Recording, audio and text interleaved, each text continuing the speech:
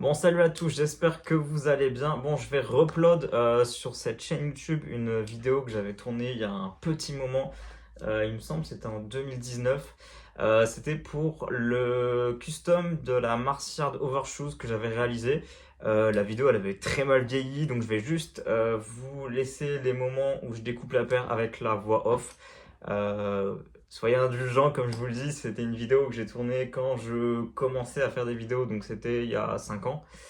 Donc voilà, mais je la trouvais quand même cool et il y a pas mal de gens qui me posaient la question de comment j'avais fait pour découper la paire, comment je m'y étais pris. Donc du coup, je me permets de vous réupload tout ça. Donc il y a juste la découpe de la bâche, il n'y a pas le sol swap parce que malheureusement, j'ai pas fait de vidéo à ce moment-là.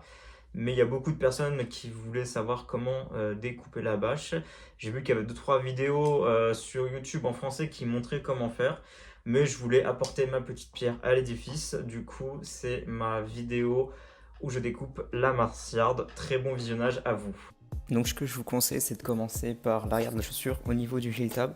Donc il faudra commencer par le découdre et vous verrez qu'en fait il faudra ensuite l'enlever pour découper tout l'arrière. Alors il faudra faire attention parce qu'il n'est pas relié au heel tab qui est à l'intérieur.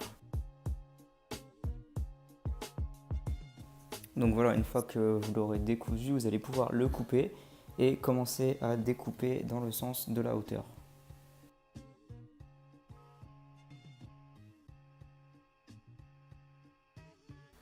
Donc dans un premier temps, je vous conseille d'avoir un scalpel bien affûté avec une lame neuve de préférence et un tout petit ciseau pour venir découper le heel tab ainsi que les parties un peu plus épaisses.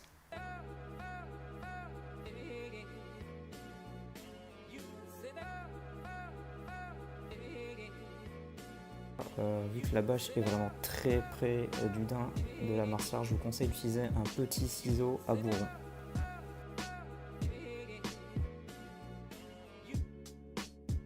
Donc là on arrive à l'étape qui est un petit peu plus complexe, ce sont les sangles. Donc il faut découper les sangles. Alors je vous conseille de tirer un tout petit peu dessus et de venir mettre des tout petits coups de scalpel pour essayer de faire sauter les points qui tiennent le tout. Et donc il faudra bien évidemment refaire cette étape sur les 3 autres sangles. Alors sur le point de vue esthétique, je préfère garder les sangles et la partie renforcée. Tout simplement, je trouve que ça habille très très bien la paire et ça la démarque de la 2.0.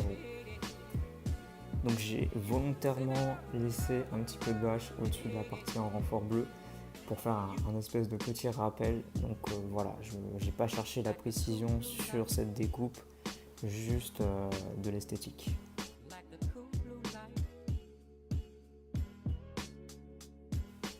Alors je vous conseille vraiment de prendre votre temps au niveau de l'avant de la chaussure parce qu'on est vraiment très très près du daim et le scalpel pourrait vraiment l'abîmer. Donc je vous conseille d'y aller assez doucement par petits à-coups.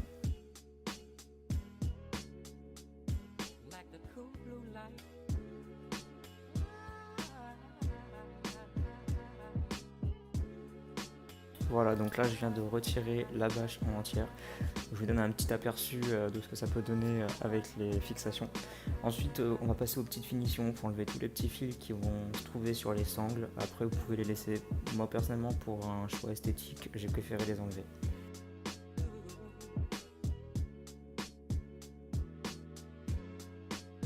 Donc ensuite, pour continuer le custom, je vais enlever les lacets de base qui sont, à mon goût, beaucoup trop fins et beaucoup trop longs. Donc je les remplace par des lacets un petit peu plus épais et de couleur un peu plus marron. Voilà, donc ça c'est vraiment pour finir le custom à ma sauce.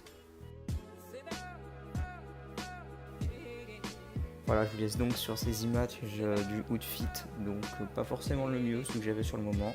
Voilà. Donc petite note, le heel tab qui est pend va être recoupé et recousu sur la paire.